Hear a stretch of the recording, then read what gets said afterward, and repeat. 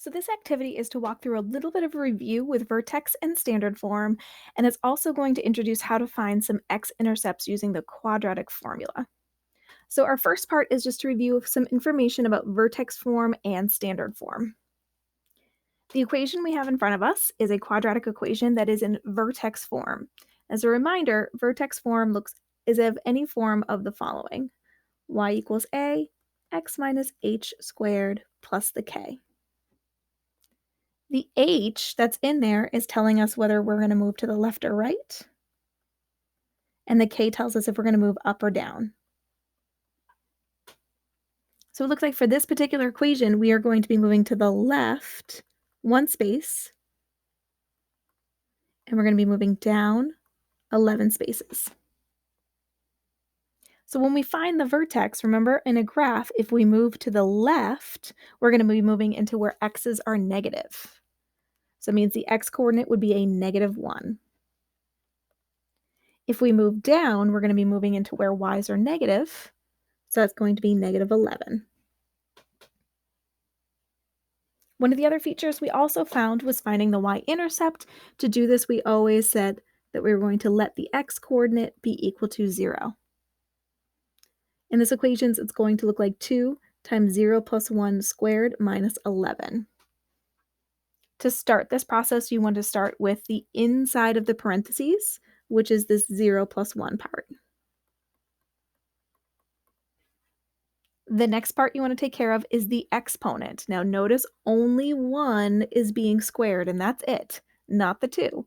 So we're only going to square the 1 to get 1.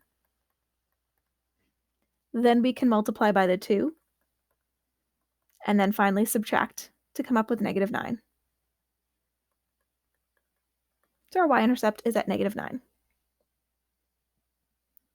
Something new we haven't discussed yet is the axis of symmetry.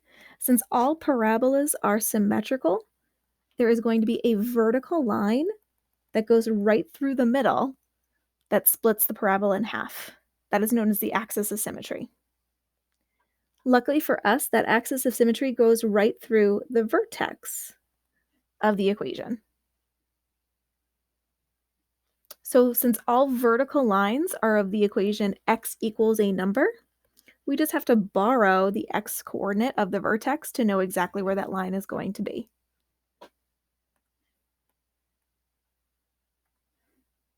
Next, we're going to review standard form. So standard form is what happens when we take our vertex form that we see over here on the left and we simplify it. When everything is simplified, it's going to look like an a times an x squared plus a b times an x plus a c. Now, all those coefficients, a, b, and c, do mean something. And if you notice, this a is the same a that's a coefficient in the vertex form. Those will be the same number. However, the h, k, b, and c are all going to end up being different numbers. They will not always be the same. So that's why we use different letters to represent those. Oh, changing vertex form into standard form, we're just going to follow PEMDAS as we normally would. But be careful with that exponent step because you're probably going to need a box method.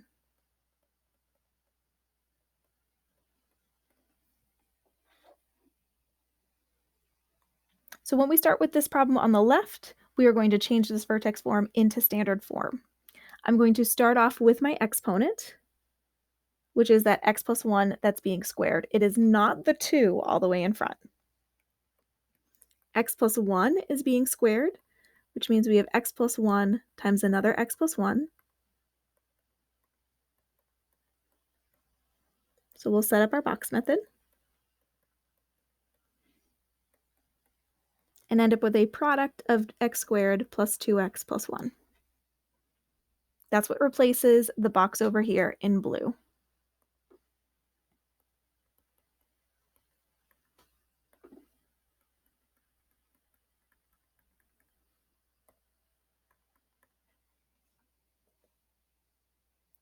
Next on our PEMDAS list is to multiply and divide. So I'm going to multiply this 2 into that parentheses.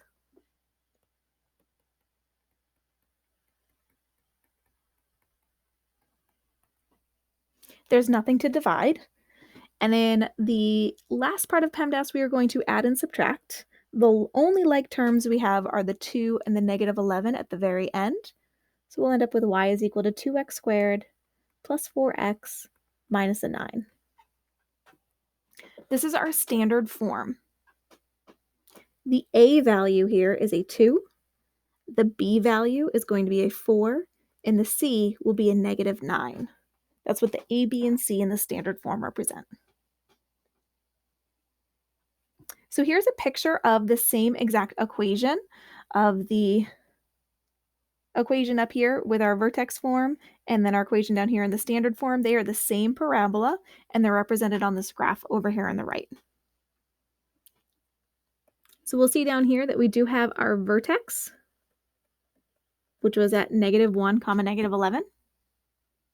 We have the y-intercept that we found next, which was 0 comma negative 9. And we also have right here this vertical line that is the axis of symmetry, which was the equation x equals negative 1. The new part about this are the x-intercepts that are in the graph. Your x-intercepts are these points where our parabola connects with the x-axis. If you notice, there are lots of decimals with this particular equation and those x-intercepts. So to find those decimals, we're going to be using the quadratic formula. Down here at the bottom, our equation for the quadratic formula is given in this little box. It's saying that x equals, so this represents an x coordinate of one of the x-intercepts. We have the negative b plus or minus the square root of b squared minus 4ac all over 2a. The b's, a's, and c's that you see in this equation come from the standard form. So this standard form right here, those a, b's, and c's are the same numbers that you're using in this quadratic formula. So in order to use the quadratic formula, you need to be in standard form. So the very first thing that we're going to make sure is that we're going to use standard form.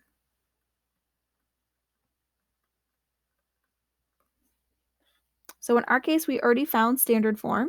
It's going to be y equals 2x squared plus 4x minus 9. The next thing to realize is that we're looking for x-intercepts. And to find x-intercepts, that means we're going to let the y-coordinate be equal to 0. So for us, for our standard form, the y would be 0, and we'd come up with 2x squared plus 4x minus 9 still on the other side. The next thing we're going to do is identify what the a, the b, and the c are so that we can use the quadratic formula. A is always in front of x squared, so that will be a 2. B is always in front of x to the first, so that will be a 4. And c is by itself, that's our constant, it will be negative 9. Our next step is to plug everything into the quadratic formula. So we'll have negative b, so a negative 4, plus or minus the square root of b squared minus 4 times a times c, all being divided by 2 times a. Now, once we have this mess, where are we supposed to start? You're always going to start on the inside, just like PEMDAS tells you. You start on the inside of the parentheses. In this case, it's right under the radical. All of that information in there is where we're going to start. So I'm not going to change anything else about this except for what's underneath that radical.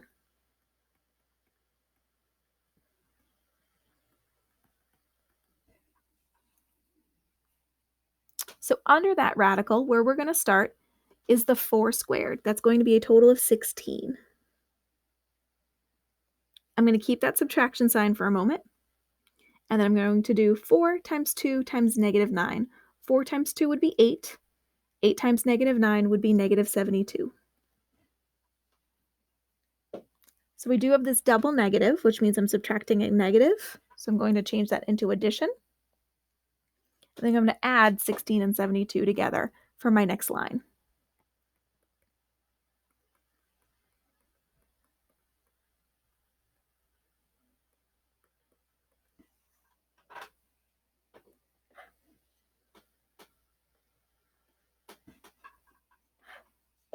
Now here I have the square root of 88. I could take the square root of 81 very easily, and I could take the square root of, let's see, 100 really easily, but I can't really do the square root of 88 without some decimals. So this is when you're going to have to bring in a calculator. You can go to Desmos to use one of their calculators, or if you have your own calculator at home, you can bring that up as well. And what we're going to do is just type in the square root of 88. And we're going to use 2 decimal places to help us estimate what that square root is. So here I've got a 9.38. So I'm going to replace my square root part with a 9.38. Everything else is going to remain the same.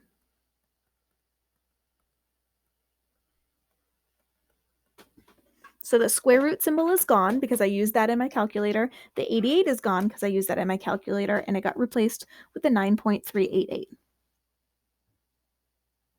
So now we have is just an addition and a division to do. So my first answer, I'm going to take -4 and add it with 9.38. And on the bottom, I have 2 times 2, which is a 4.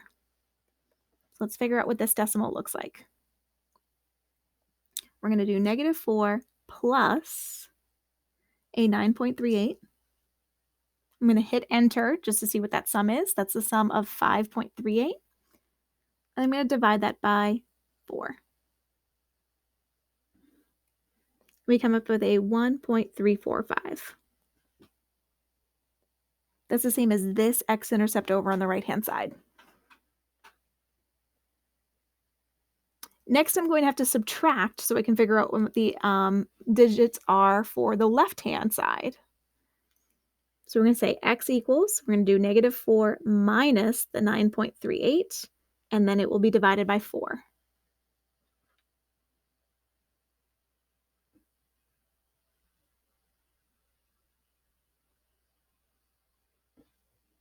And there is my 3.345.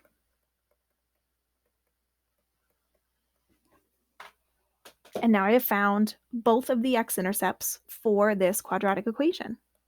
Here's one of them. Here's the other one.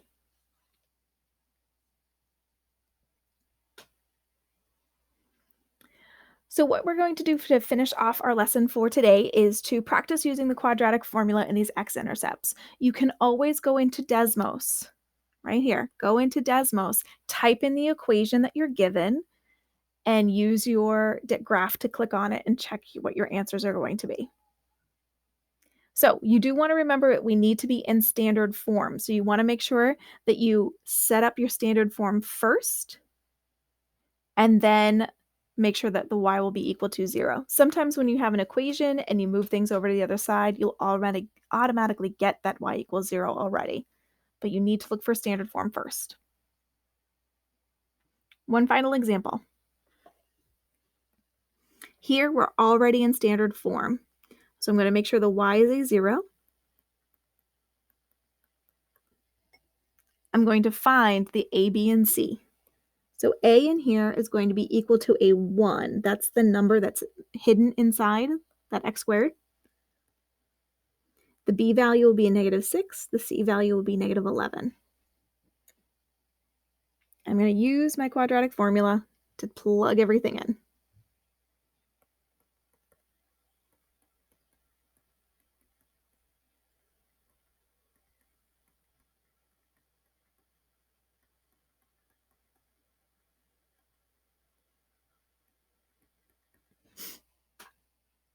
So once again, when I start with this, always start on the inside of your radical with all of those numbers. Don't change anything else.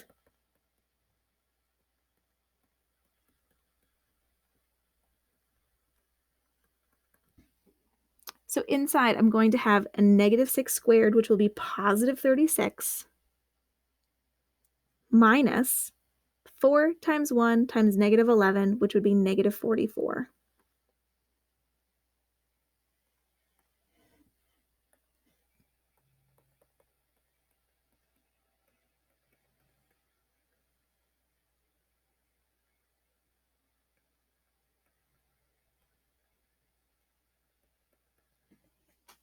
So here, once again, I have the square root of 80. which is not a perfect square. It's really close to being the number 9, but it's not. So I'm going to take the square root of 80, and I get the decimal 8.94. So that's what I'm going to use to replace that.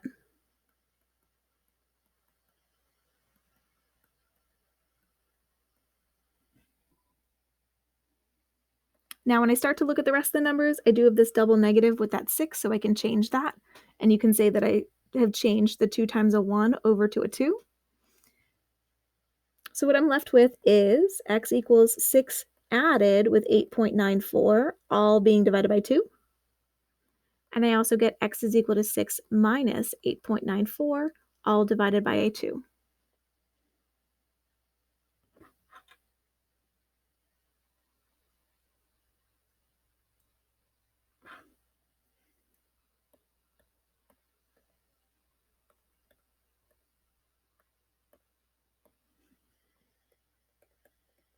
Get 7.47 for one x-intercept.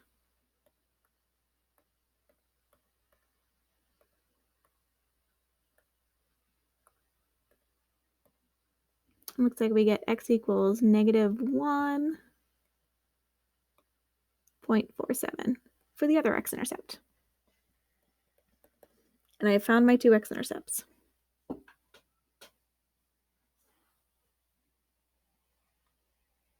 Something like number 2 is an equation we're trying to solve that's already looking for the x-intercepts. It's basically already taken y and made y equal to 0. It's not in standard form yet. So my recommendation is just to move everything over to the left-hand side and put everything in the right order. So because we're moving across the equal sign, we're going to have to use some opposites. We're going to subtract 10x, and I'm going to subtract 11. So it will look like x squared minus 10x minus 11 equals 0. And then you can decide what is a, what is b, and what is c, and use the quadratic formula from there.